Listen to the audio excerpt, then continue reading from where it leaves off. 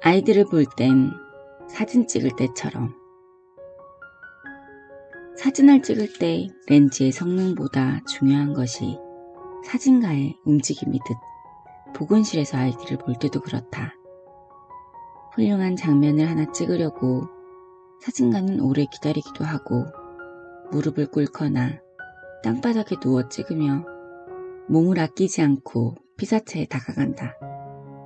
몸이 고달프면 비교적 원하는 사진을 건지듯 보건실에서도 내 몸이 고달프면 대체적으로 아이들은 좀 더 좋은 서비스를 받게 된다. 일어서서 아이에게 다가가야 할 때가 있고 앉아서 아이를 보는 게 좋을 때도 있고 떨어져서 거리를 두고 봐야 할 아이도 있다. 때론 무릎을 쪼그리고 앉아 넘어진 아이를 일으켜야 할 때도 있다. 아주 가끔은 응급 상황이 와서 내 몸에 장착한 모든 감각 렌즈를 풀 가동하여 아이에게 최대한 가까이 다가가 무엇인가를 찾으려고 애써야 할 때도 있다. 예를 들어 쓰러진 아이의 맥박과 호흡을 확인하는 것, 눈에 들어간 아주 작은 티끌을 찾아내는 것, 손바닥의 투명 가시를 찾아내는 것, 안검 속에 숨겨진 연필심을 찾아내는 것, 손가락 깊숙이 박힌 유리파편을 찾아내는 것. 이런 것들은 정말 뿌듯한 일이 아닐 수 없다. 남아있으면 큰일 날 것들을 내 눈으로 찾아 꺼내줄 수 있다는 것. 아주 작은 것을 발견하는 일은 얼마나 위대한 일인가를 느끼곤 한다. 그냥 두었을 때 더 큰 문제가 발생하는 것을 방지하는 일이다. 내 몸에 장착된 작은 카메라 2개. 비문증이 있어 얼룩이는 나의 두 눈, 나의 카메라는 낡고 용량도 달려 아이들이 끝없이 쏟아지는 날엔 충혈되고 흐릿해질 때도 있다. 마음의 렌즈도 더 자주 닦아주지 않으면 밀려드는 업무와 아이들을 치어 뿌얘지기도 한다. 사진을 찍을 때 목적에 따라 렌즈를 바꾸면 좀 더 훌륭한 사진을 얻을 수 있듯 한꺼번에 대여섯의 아이들이 몰려올 때와 단 한 명이 왔을 때는 보는 방식이 다르다. 여러 명이 한꺼번에 몰려왔을 땐 늦게 왔더라도 더 급한 상황에 처한 아이를 먼저 가려내어 봐야 한다. 그럴 땐 부감의 방법으로 아이들을 전체적으로 훑은 후에 목소리 톤을 약간 높여 순서를 정해준다. 이럴 땐 친절보다 위험이 빠르고 정확한 일처리에 도움이 된다. 많은 아이들이 동시에 보건실에 있을 땐 내 눈을 피해 키를 재는 아이, 침대에서 장난치는 아이, 물을 마시는 아이, 시력표 앞에서 눈 가리고 시력을 측정하는 아이도 있다. 그럴 땐 얼른 내 눈을 관광렌즈로 바꿔줘야 한다. 한 명이 시무룩해 하며 머뭇머뭇 조용히 들어올 땐 줌렌즈로 교체해야 한다. 그렇게 카메라 렌즈의 종류와 사진가의 자세처럼 나를 능동적으로 움직이는 일이 중요하다. 아이들을 볼 땐 그림자도 함께 보기를, 그림자가 얼마나 큰지 알아보기를, 그림자가 너무 커 그림자가 없는 줄 착각하지 않기를.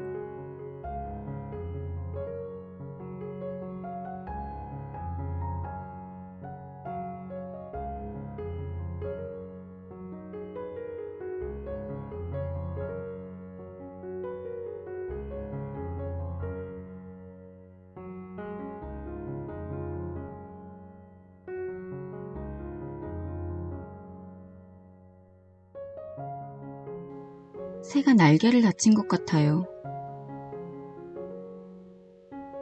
1교시가 시작될 무렵 한 아이가 살금살금 들어와 실내화 가방을 열어 보여준다. 가방을 들여다보니 손가락 2마디만한 어린 새가 웅크리고 앉아있다. 선생님, 학교 오는데 얘가 화잣나무 아래에 있었어요. 근데 제가 가까이 갔는데도 살짝 건드려 보았는데도 날아가지 않아요. 날개를 다친 걸까요? 아이는 내 얼굴과 새를 번갈아 보며 말했다. 살짝 건드려 보았는데 날지도 않고 일어나 걷지도 못한다. 날개를 다친 건지 다리를 다친 건지 알 수 없었다. 나중에 새가 날아가는 모습을 보고 나서야 나무에서 떨어져 잠시 기절했던 게 아닌가 싶었다. 거즈 한 장 위에 새를 꺼내 올려놓았다. 작은 새는 움직임 없이 웅크리고 앉아 가끔 주둥이를 벌리고 작은 소리로 찍찍 울기만 했다. 아이에게는 새가 나무에서 떨어져 충격으로 잠시 날지 못하는 것일 수도 있으니 일단 상자에 넣어두자 하고 1교시가 시작되어 교실로 올려보냈다. 새가 든 상자를 창가에 놓고 책상에 앉아 업무를 시작했다. 처음엔 찍찍찍 작은 소리로 울더니 시간이 지날수록 더 자주 울며 소리도 더 커지기 시작했다. 계속 신경이 쓰였다. 혹시 날 수 있을까 싶어 상자 뚜껑을 열어보았는데 날지는 못했다. 언제 날게 될지 모르니 창문을 열고 상자를 창가에 가져다 두는 것이 좋을 것 같았다. 몇 분 지나지 않아 놀라운 일이 벌어졌다. 창밖에서 새 한 마리가 창가로 날아와 창문가에 앉아 큰 소리로 몇 번 우르대는가 싶더니 다시 날아가는 것이었다. 날아가는 모습을 보니 아기 새와 종류가 같은 새였다. 나중에 인터넷 검색으로 직박구리라는 것을 알게 되었다. 그 후 더 놀라운 광경이 펼쳐졌다. 날아갔던 새가 10분 후 다시 날아왔는데 입에 벌레를 물고 온 것이다. 어미새로 추정되는 새는 창문 앞 허공에서 이리 갔다 저리 갔다 하며 날개짓을 했다. 방충망이 닫혀있다. 나는 살금살금 나가가 상자를 기울여 놓고 방충망을 열었다. 책상으로 조용히 돌아와 의자에 앉아 그 모습을 지켜보았다. 잠시 후 날아온 새가 벌레를 상자 가까이 놓고 날아갔다. 궁금해서 다가가 보니 아기 새가 상자 끄트머리에 앉아있고 벌레는 없는 상태였다. 아기 새가 벌레를 먹은 것이다. 그리고 잠시 후 또 한 마리의 새가 날아와 창밖에서 큰 소리로 울어댔다. 얼른 힘내서 날개짓을 해보라는 신호처럼 들렸다. 보건실 창가는 순식간에 새소리로 야단이었다. 그렇게 어미, 아비로 추정되는 새 2마리가 창가를 맴돌며 한참을 소란스럽게 울어댔다. 마치 생생한 자연 다큐 한 편을 보고 있는 듯했다. 그 사이 다쳐서 온 아이 한 명이 새들이 왜 저러냐고 신기해했다. 이후 더 놀라운 일이 벌어졌다. 아기 새는 상자에서 기어나와 내가 있는 보건실 안쪽으로 돌아앉더니 짹짹짹 몇 번 울고는 다시 뒤돌아 마치 숙련된 수영선수가 다이빙을 하듯 화단한 개나리 덤불 속으로 미끄러지듯 날아갔다. 곧이어 어미 아비새로 추정되는 2마리 새가 새끼가 날아들어간 개나리 나무 옆 향나무에 앉아 삑삑 긴 환희의 울음을 내지르는 것이었다.